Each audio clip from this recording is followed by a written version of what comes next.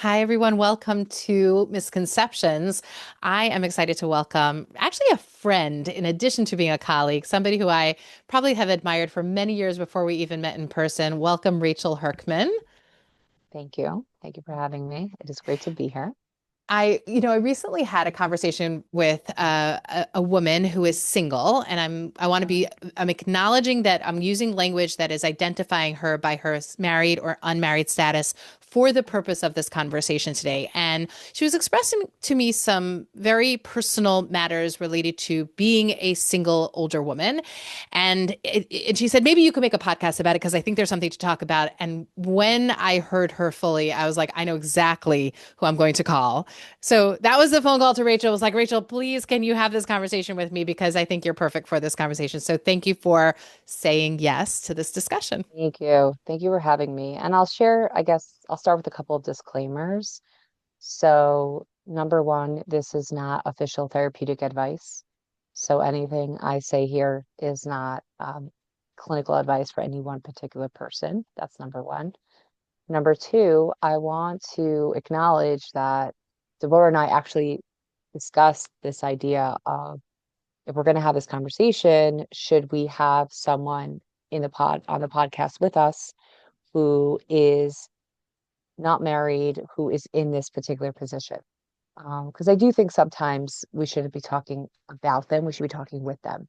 Mhm. And when we were discussing it, one of the concerns, well, there's several concerns that came up, one of them being that talking about relationships, fertility, sexuality, these are so delicate. So if we had someone here on the podcast, there would be a limitation for how vulnerable they could get and what they're going to share. And also the fact that I find that clinically speaking, I don't come and speak publicly about specific people, but I see patterns and there's power in the patterns. So I just want to name that was something that like we did think about and consider. So it wasn't just this like, oh, okay, like we could just talk about this issue. It was more kind of how can we talk about this issue where we could really share the very private pain that is shared by many people in this position. So just want to mention that piece that I'm here to talk about patterns, not people. My clients know that. I guess I'll share a little bit about myself, kind of where I'm coming into this conversation. So I'm a licensed clinical social worker. I have a practice on the Upper West Side of Manhattan, which is an enclave that has many people that are looking to find a partner. And I also have an office in Monsey, New York. So I really see a range of people from all across the Orthodox spectrum, as well as outside the Orthodox community and even outside the Jewish community. So I see different patterns of struggles, some things that are similar, some things that are different, some things that carry additional burdens. So that's something I wanted to mention as well. And also that being on Instagram, so I try to write content on Instagram. And I often write about things that come up for people in relationships and their sexual relationships, especially for people navigating the single scene.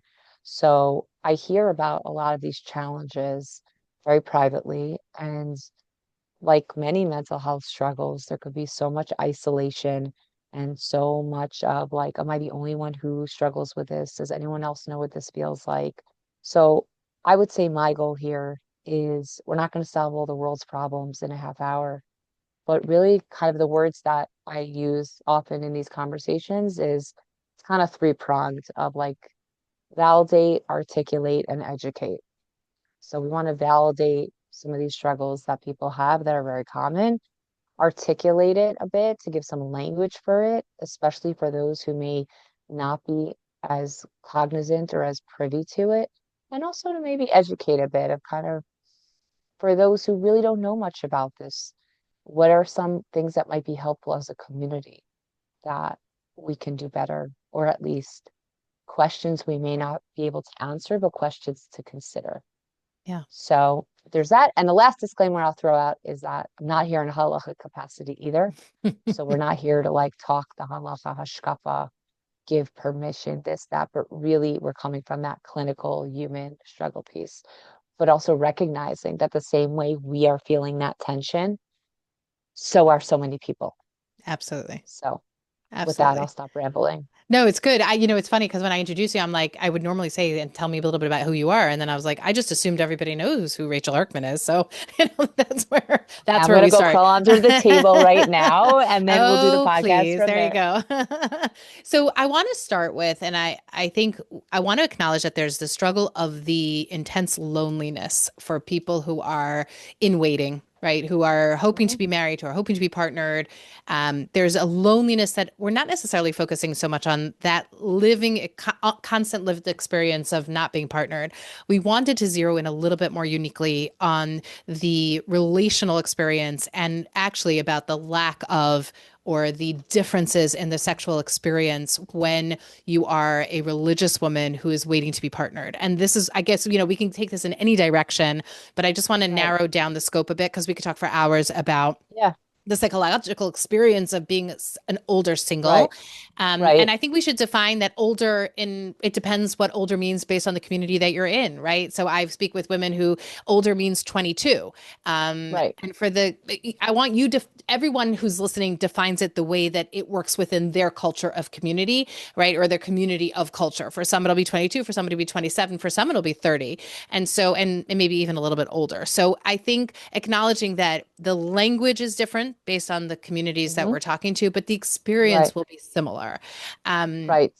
I want to start with the what was brought like kind of brought to the Yeah. fore where the woman who shared her experience with me said, I feel like I'm in this status where I am older and I'm naive to sexual experiences, and yet my younger siblings and younger actually nieces and nephews now are Mhm. experiencing this part of their life that I have no knowledge of and no access to. And I feel like she's like, I couldn't even find the word. Is it immature? Is it falling behind? Is it just out of the fold? Like she was saying that this is something that is not talked about and not really shared other than among perhaps the singles that we are, that are talking to each other or choosing to share with each other, where there's this absence that was of something that really could be a very large part of a woman or a man's life that is unavailable because she continues to be a religiously observant woman. You want to talk to that a little bit?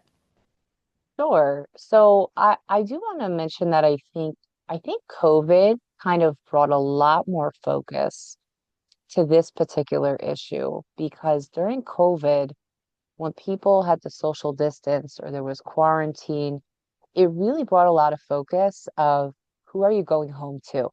Mm, Who are you going home to? And who can you hug, right? Even just hugging became, you know, something that was more calculated. And I think touch in general, sometimes people will talk about touch as like a love language. I don't like to talk about touch as a love language. I talk about touch as a life language. I think it's mm, part of being alive. It's part of being alive. Touch is part of being alive. And um, I don't think you're in a special category of human beings if touch is important to you. It doesn't mean that like, oh, because that's my love language. Like, I think it's a very natural thing. It's how we feel connected. It's how we feel, nurtured, how we feel, how we share excitement. You look at a team that celebrates, they just scored a big, they scored a great shot in basketball. They run and what do? There's something of that. You see a football team, they celebrate, right? Like touch it's part of life in so many different ways. And I think there's also different types of touch. I think there's affectionate touch. I think there's more sensual touch and there's sexual touch. So I think even when we're talking about touch, it's broad. It's broad and there's a lot of different things here. The word that comes to mind when, you were describing that case, the situation, when you talk about feeling unsophisticated, I think part of it for many people, the word that's coming to mind is feeling unevolved, mm, feeling like a lot of other areas of life have evolved, maybe professional success, even social success. There are a lot of people who they they built a community for themselves, they travel, they have all these great things going that have evolved, and then they feel like their sex life or their just sexual or their whole kind of relationship to sexuality feels very unevolved for them. And when you think about sex and you think about sex throughout the lifespan, it does evolve. Sex means different things at different points in someone's life and at different points in a relationship. When you think about it, it could be, novelty at the beginning. It could be about procreation and trying to have a baby. It could be about, more of the maintenance, trying to stay on a certain, like, okay, bare minimum, this is what keeps us going. There could be, like, sex means different things at different points. So when someone has not got to a point where they have that opportunity for whatever the reason, it makes sense that they feel maybe evolved in other areas, they can feel unevolved in this, or feel like if they are pursuing sexual relationships but are feeling the tension about it, how it aligns with other areas of their life, it doesn't feel evolved in the same way Hmm. because it still feels like something that they want really badly, but are waiting for something and trying to be hopeful. Like there's so many different feelings happening at the same time. I like that term of evolved. I think it plays right into the same concept of, there, as this woman described, being so stuck fertility wise. Like, even though she did egg preservation, she still cannot get something that she probably could have if she had a partner. And the lack of partnership leaves her in this space that she has no control over, in terms of, like, within the religious world, there's limited, kind of sanctioning of single parenthood, of Right, pursuing, fertility right, treatment. Like, it's just not right. typically available. And so, in addition to the loneliness, I like that word. Like, it doesn't allow her to evolve in a natural way that would be appropriate for someone at her stage and age in life. Yeah, and I think that also could be difficult when, when you think about how old a girl is when she gets her period. So your body is rehearsing for Hmm. this. Hmm. When you learn the hormones and what goes into the whole menstrual cycle, it's incredible. This orchestration of so many different things that have to happen for that. And so you're going through years, for some decades, of your body preparing for this possibility and feeling like it's irrelevant or it's closed off. And I'm happy you brought up egg freezing because I do find that egg freezing, and thankfully we have modern science today. I mean, when you just think about like what we have today, it's Hmm. incredible in that regard. Egg freezing is not an errand. It's not a quick errand. And for many people, I find it can be very painful as well because they're they're sitting, even if they're sitting in a waiting room that does not have other pregnant people, they're going through ultrasounds, Alone. they're going through hormonal symptoms, they're going Yeah. through all these things that are like so close to being pregnant, but yet like not. And they're going through it alone, Yeah. many of them. Even if they told their besties and they have maybe their mom in the waiting room, whatever it might be. Some people don't want to talk to their parents about it because they want to protect either their own space or they don't want to bring that pain because they feel like it will be painful for their mom to be part of that, just for their mom even. But Yeah. I'm happy you brought up the egg freezing because that I think in some ways, for some people really amplifies the pain of Yeah.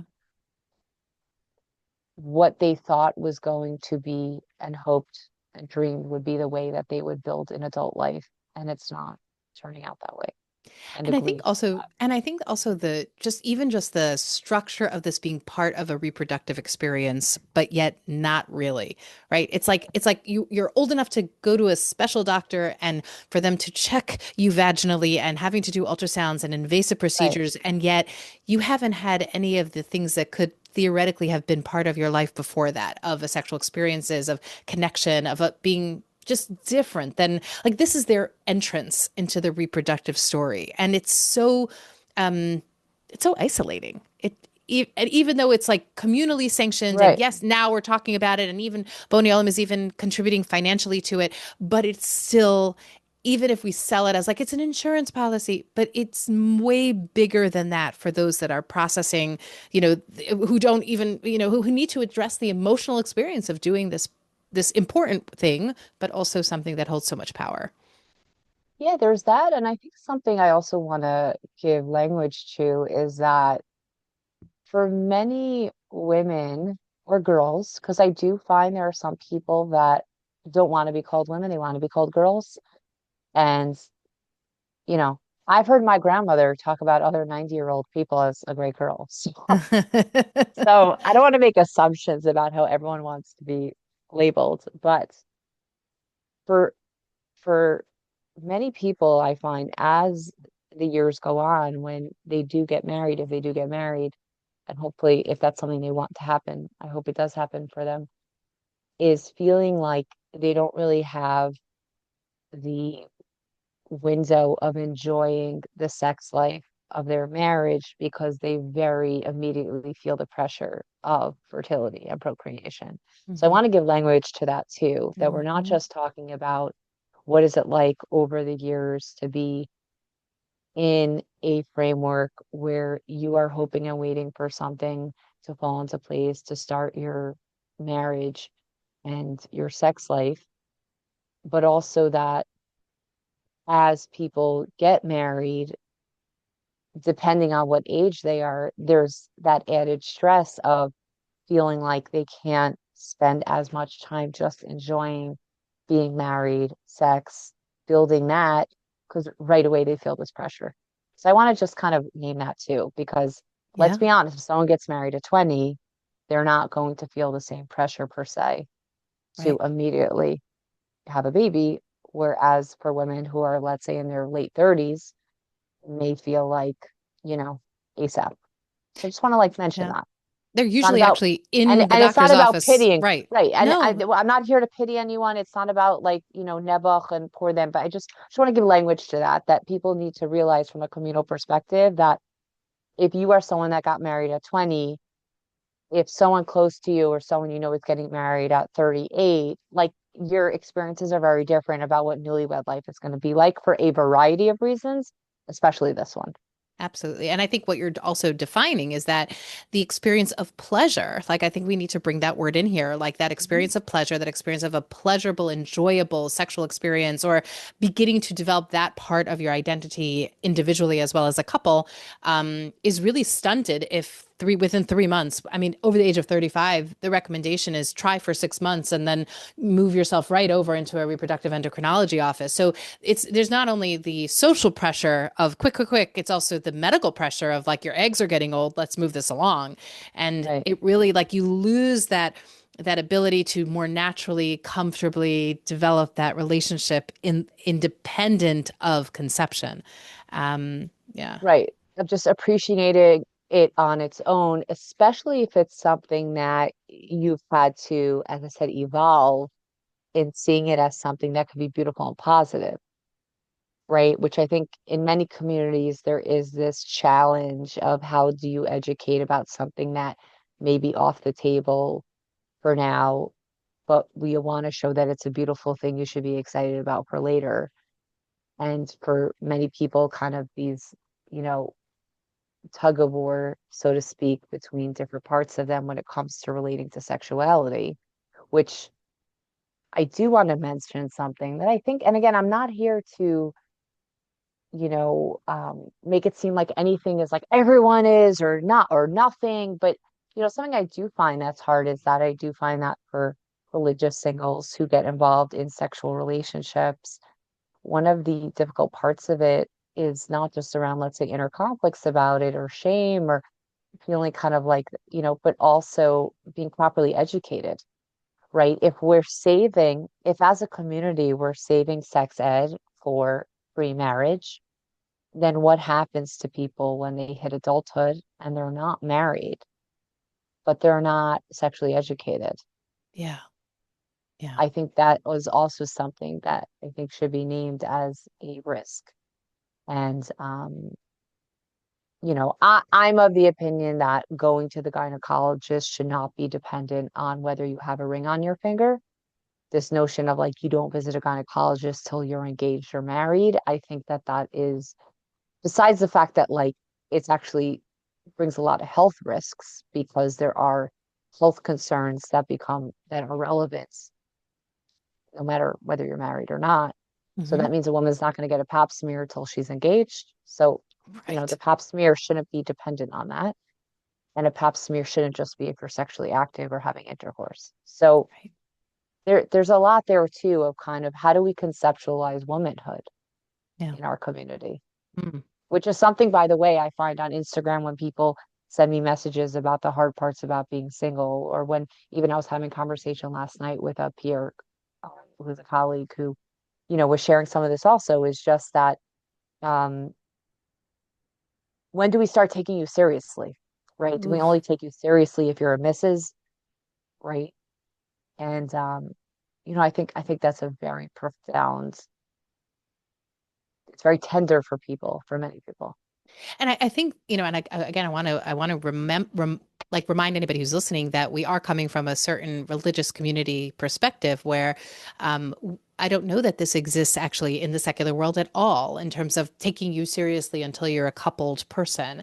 I think that's very unique to I think it's unique to our communities of more distinct religious practices where this moving into married life holds so much so much status, and it's a status really on a very practical level of knowledge and information. And I remember speaking to somebody who was an older male single. He said, I cannot go to shul anymore because every time I walk into shul, I'm the one without a tallis on. I'm not wearing a prayer Right. shawl, and therefore I am defined. My religious identity is defined the minute I walk into a crowd.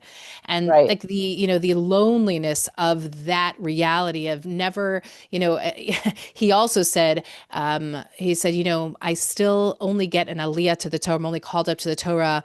My name is still under my father's name in the synagogue. Like that, I don't Uh, have my own card for an his own aliyah, card. right? Because he never went from being a single man to a married man. Right. That, these are just like nuanced little things that are Hmm. so important and so big. You talk about the evolving experience that's lacking in these spaces. So I want to come back to one thing you just brought up, the idea of those that are part of a religious identity, religious community, who actually are being sexually curious or sexually active once they hit adulthood, that they are still part of the religious framework, but are stepping out in that way. Talk to me a little bit Hmm. about what you notice in your experience as to what prompts that. Like, what are the emotional experiences of couples or women or men who are doing this, which is Hmm. outside of the bounds of religious law? So you say stepping out, and it was interesting because my internal reaction were the words for me were they're still staying in, Hmm. meaning they're still part of the community, Yes. right? So I just want to mention that because I think that that is something that sometimes people look at it as throwing out the baby with the bathwater. Well, is there different? What would language would you use when you say they're stepping out? I was saying it's stepping out of this halachic Uh, responsibility or requirement. What word would you use? What would be more effective? I would just say I think they're just engaging in relationships. They're Period. engaging Okay, in fair. relationships, meaning I find that clinically speaking, adding um adding any kind of spiritual or halachic overlay to it can sometimes It becomes stifle judgment, explore right? right. It Mm, could stifle exploration, and that's not my space to, I'm not here as the high school principal, hmm. And I right? just want to clarify when you say Yeah. stifle exploration in your conversations with your clients. Yeah. Yeah. Okay. Meaning of, I think that if we're not able to understand what what's happening for you, like Hmm. where are you at right now in your life? Where do you want to be?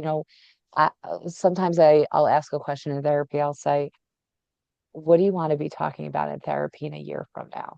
Mm, Because sometimes we'll be addressing something in therapy that we're really struggling with, but it's like the thought of still talking about that same exact thing a year from now is like, shoot, I really don't want to be there. I really hope I'm more past that. mm, So to me, I think that there's a difference between scratching an itch and answering a yearning.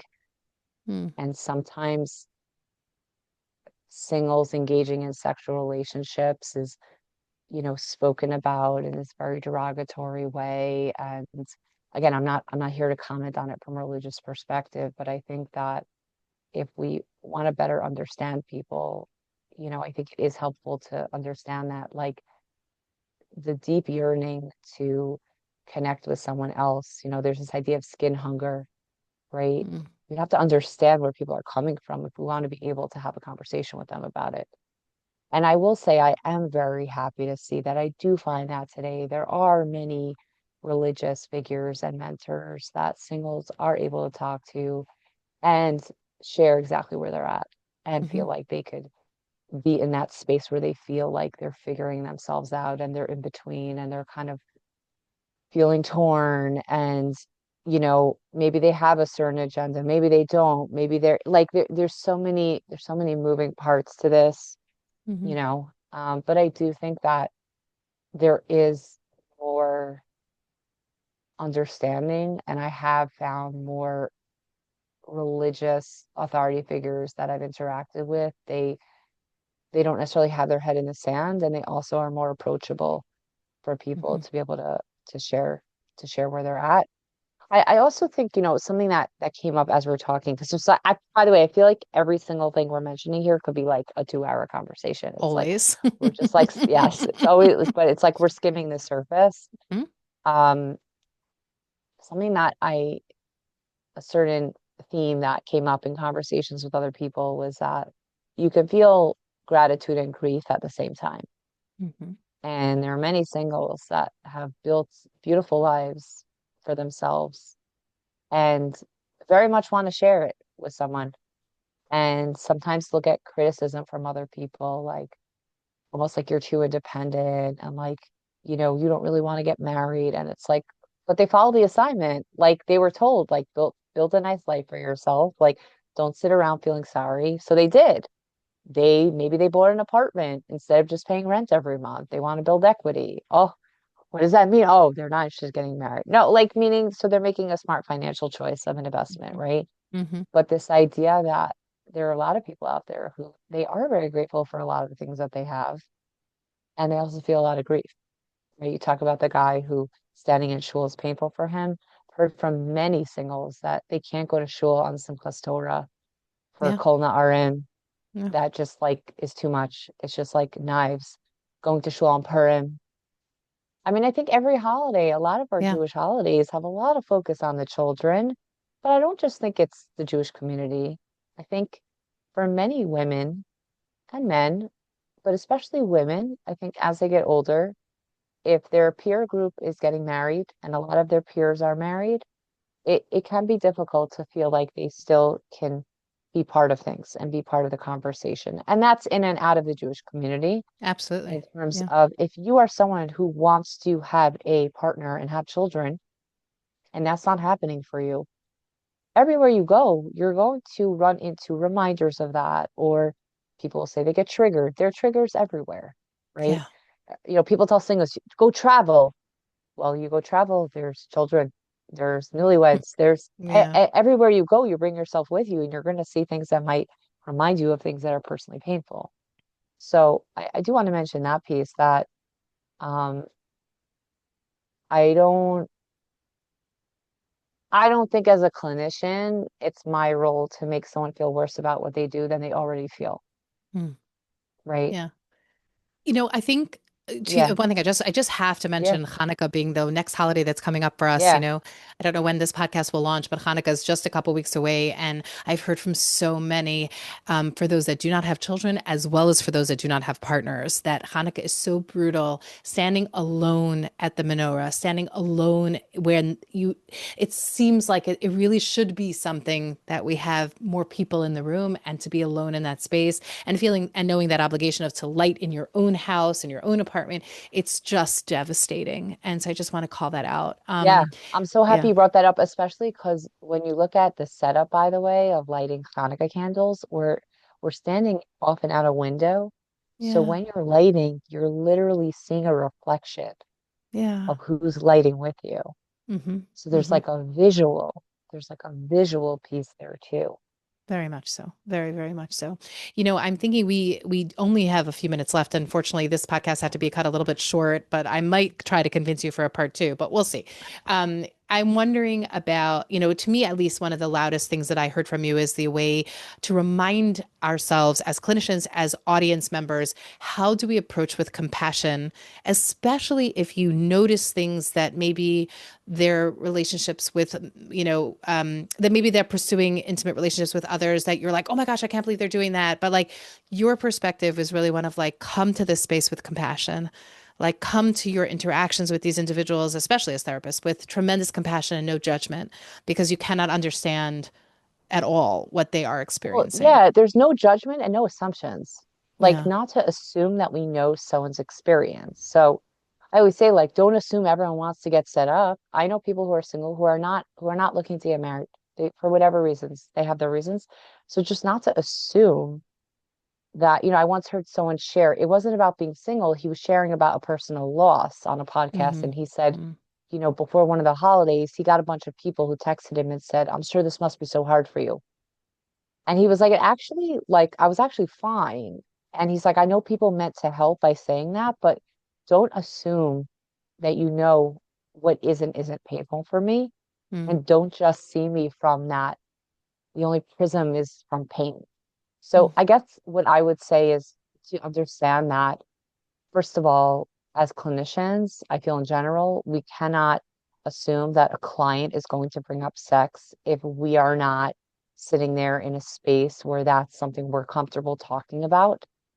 And if we are speaking in language that sounds very, you know, presumptuous, they're not necessarily going to bring it up. Even if they feel comfortable with us in other areas, they're not necessarily going to bring it up. And I do think that when they have to leave that part of their life private, besides the fact that it doesn't allow them to fully utilize what therapy can be for them, it also keeps them in that silent shame. And then they won't necessarily be able to work through some of this stuff that they might actually want to be able to talk to you about. Yeah. So I think it starts with ourselves. It's not necessarily how do I fix my client, but how do I create a space where people feel comfortable kind of bringing these things, Yeah. you know? And maybe So developing my I would say, own capacity as a therapist to make sure that I create a safe and open and comfortable space to actually discuss these matters, these issues, these questions. I don't have to have the answers, but I definitely have to create the space for them to ask it or to be safe enough to share this part of their lives. So, Rachel, thank you so yeah, much. sure. Thanks for having me. Absolutely.